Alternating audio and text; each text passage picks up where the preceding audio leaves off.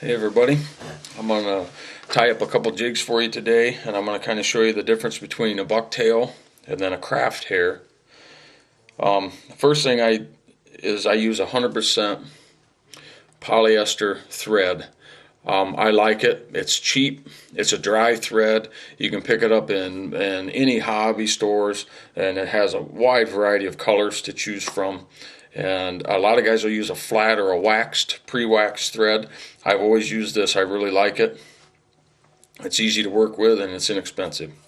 But anyway, the first thing I do is I'll get a 2-inch, inch and a half, 2-inch tail or tag end of this thread, and I'll hold that over as I start my wrap, and I'll get 3-4 wraps there, and then I stay up close to the collar, and then I'll pull this over, and then I'll wrap over top of it, that thread all the way up to where that collar ends and the actual jig head begins.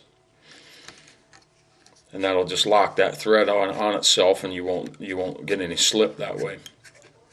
Okay, and another reason why I get this full wrap on this collar is especially when tying bucktail, is that bucktail will bite into that thread, whereas on lead or steel or plastic, whatever you're tying, or a bare hook, it'll have a tendency to slip on that metal, and this will give it something to lock in on. I don't know, I started doing that. I used to have a lot of trouble with slip, and I had an old jig tire tell me to give that a try, and it really works good. So if you're having trouble with that, try it. You'll really like it. And first thing I do when I start with my bucktail, I like to get a bucktail first of all that's pliable or fluent, rather than the real rigid. There's a lot of bucktail on the market that's a real stiff bucktail. I don't like to mail order none of my bucktail. I like to be able to handle it and check it out, and I like something that's a little more. What that's going to do is give you some fluency when you're in the water. And then I'll cut that right up tight. I don't leave any overhang on that. I'll cut it right up tight to the edge of that, and then if I don't like the length, I'll trim that on the jig later.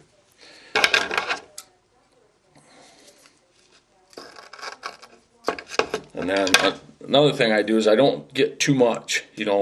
A lot of guys, and I used to try to get a whole bunch of it, and then I try to force it down around the collar of that jig, and it's really, really tough to be able to get that all locked in and not end up with a mess.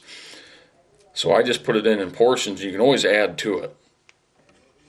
See, and I don't like the way that went on there, so I'm going to go ahead and square that up.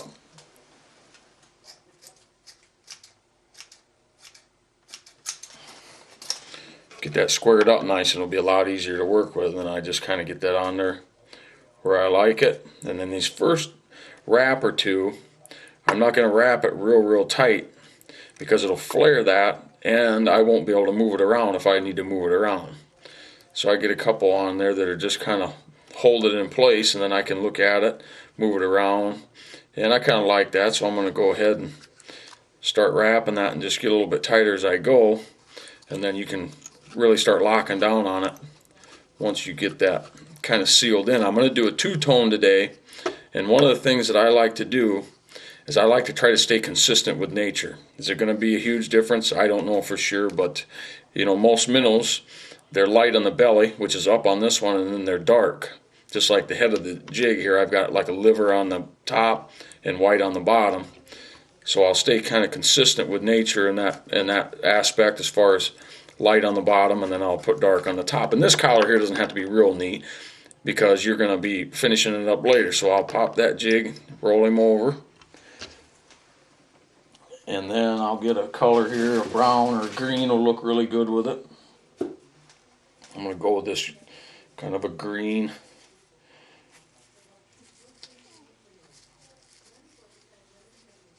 And again, I'll cut it up right up tight to the leather on the bucktail, and then got some ends there. I'll square that up, and then I'll just kind of try to split that hook and get that down over there. It can be kind of tough, but once you do it a few times, you won't have too much trouble with it. And again, just start with a couple light. Don't wrap real tight here and flare that. Just get it to where you like it. Get a couple wraps on there, and then you can take a look at it. And I kind of like that. So we'll go ahead and bring this on out. tighten that up. Now, a lot of times I'll come back over that area that was loose and get that tight. Then I'll lock that in as I come over it. And if you get a few strands or whatever, you know, they're pretty easy to pull.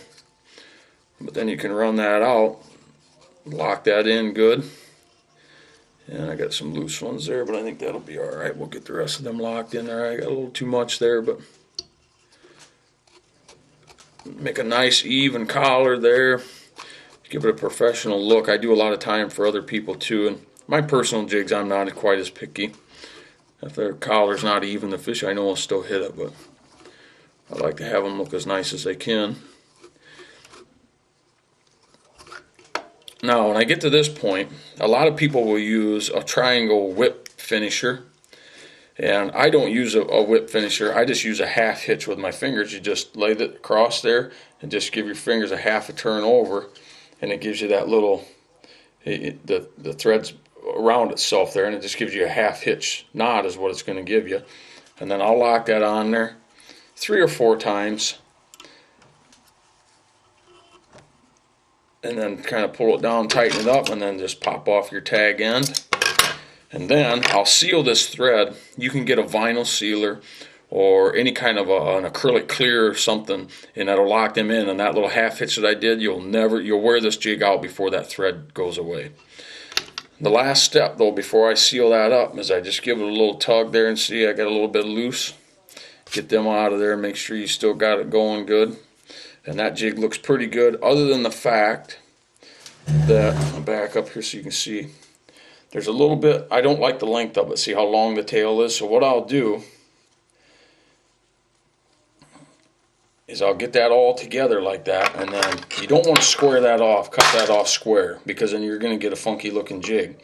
I'll try to kind of stay with the contour of the thread there. I'll give it a little angled trim there, trim back this way, and keep that nice, and you don't want it flat, and then you get a nice looking two-tone jig, and that's your bucktail. And then what I'll do with that is I just have a little acrylic here, and then I'll just go ahead and seal them threads down. And like I said, once you seal these down with something, you'll wear the head of the paint, it'll be gone, the hair will be gone, the hook will be rusty before you ever get them threads ever let go. So that's your bucktail jig.